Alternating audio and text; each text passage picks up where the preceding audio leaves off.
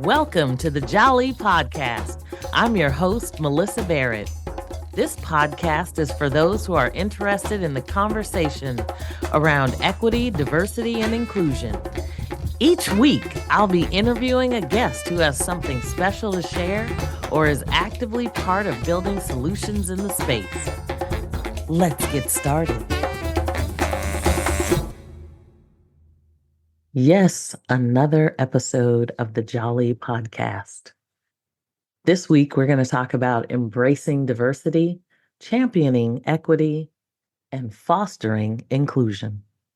And yes, I'm going to go back to the basics. Let's talk a little bit about diversity, equity, and inclusion and our opportunities to shape the world we live in. April has always been a rather big month for me, recognizing this is the end of the month. My birthday is in April. My anniversary was in April. My husband's birthday was also in April. And most of you know, my husband is now deceased. So, as you may or may not know, my late husband was an oral tradition storyteller.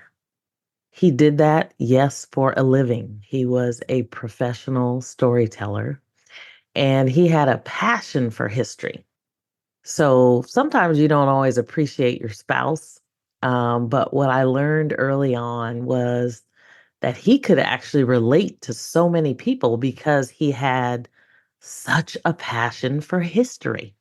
He could engage with everyone because he had such a depth of knowledge, whether it was African, diasporan, indigenous, Greek, whatever. He could literally go across the world and connect with people because he had such perspective and was genuinely curious about everyone's experience. Most of you know this podcast is really a head nod to him, as he called himself the Jali. So, first of all, I just wanted to highlight how important it is for people to tell their stories. Specifically, we need to make sure that we are telling our stories. We talk about creating stories and how important stories are, like in marketing and film. But you have to realize what it's like to have your stories suppressed or to not be able to tell them or to have someone else try to change the story when they might not have even been there. When our stories are not out there, no matter who you are, you're limiting your history. Every one of us has stories within our family, within our generation, within our network, within the work we do, within the community we exist in. Recently, I had the pleasure of co-presenting at an NAACP Youth Summit with Edward Aguilar. So shout out to Ed and San Joaquin Delta College and the work that they are doing there, specifically in the area of diversity, equity, and inclusion. At a time where we see so many corporations taking their foot off the gas, we see many educational institutions continuing to ramp up their efforts. We spent some time with high school students talking about the importance of diversity, equity, and inclusion. And so, whether you're leading diversity, equity, and inclusion efforts, or whether you're living your best life, I just want to encourage everyone to make space for people. Make space for people to celebrate their stories, their history, their culture, their people. And when I say people, I mean every facet of a person. We are complex people. I'm not just one thing. You may look at me and see one thing, but I am multifaceted. Diversity, equity, and inclusion aren't just buzzwords. They are fundamental pillars that shape the fabric of our society. Diversity encompasses the myriad of differences that exist among individuals, including race, ethnicity, gender, sexual orientation, age, ability, religion, socioeconomic status, and more. But embracing diversity means recognizing and celebrating these differences, understanding that each person brings a unique perspective and value to the table. Equity is about ensuring fairness and justice for all. It's acknowledging that systemic barriers exist that prevent certain groups from accessing the same opportunities as others.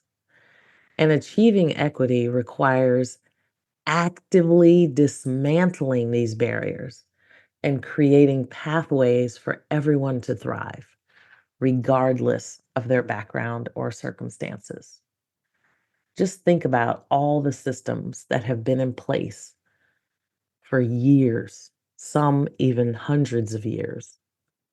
Equal rights in the law doesn't equate to equal rights in practice. And because of where and how this country, the United States, was declared, equity must be actively dismantled.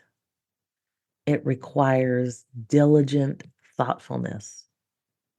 And when we think about inclusion as the active, intentional effort to create environments where everyone feels welcomed, valued, and respected, true progress only comes when diverse voices are not only present, but heard and empowered to contribute fully.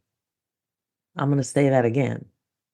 True progress comes when diverse voices are not only present, but heard and empowered to contribute fully. So, why are these principles so important? One of my favorite African proverbs: if you want to go fast, go alone. If you want to go far, go together. Diversity, equity, and inclusion fosters innovation and creativity. And when you bring people together with different backgrounds, experiences, perspectives, you create a fertile ground for new ideas to flourish. I like to call the synergy that you see when one person thinks of something, another person thinks of something, and the idea that comes about is actually better than what each of you came up with individually. Diverse teams are more likely to challenge conventional thinking, leading to breakthroughs and solutions that benefit everyone. And we're seeing that more and more as communities come together and participate. Those breakthroughs, those solutions, we don't have to continue to do things the way we have done them in the past. DEI is essential for social justice and equality.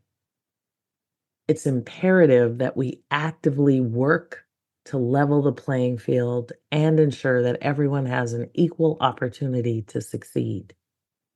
It's not just a moral imperative, it's a necessary step towards building a more just and equitable society for everyone.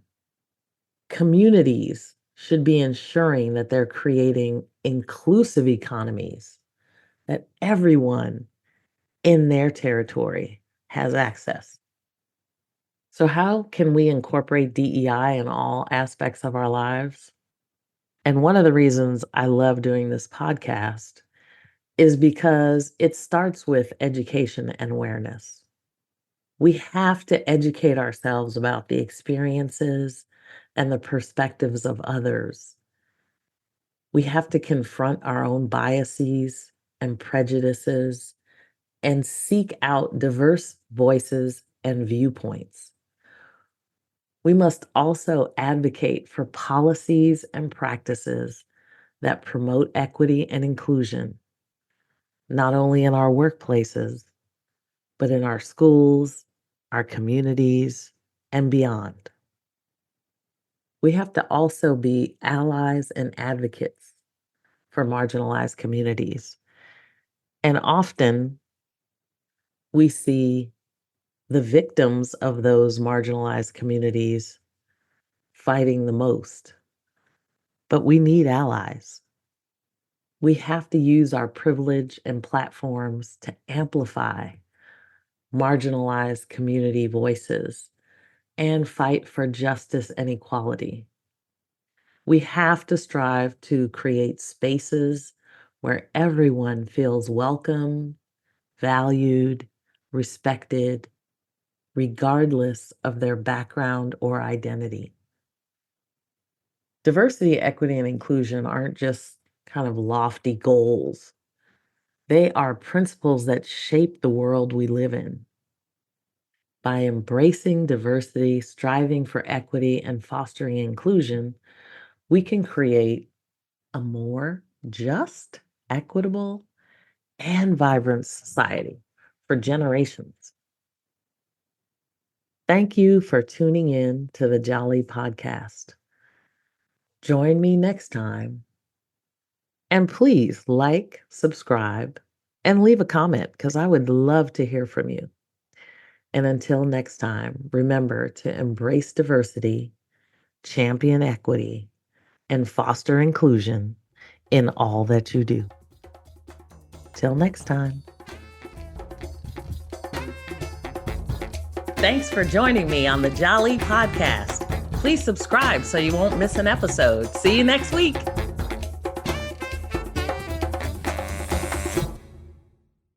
This podcast is a part of the C-Suite Radio Network. For more top business podcasts, visit c-suiteradio.com.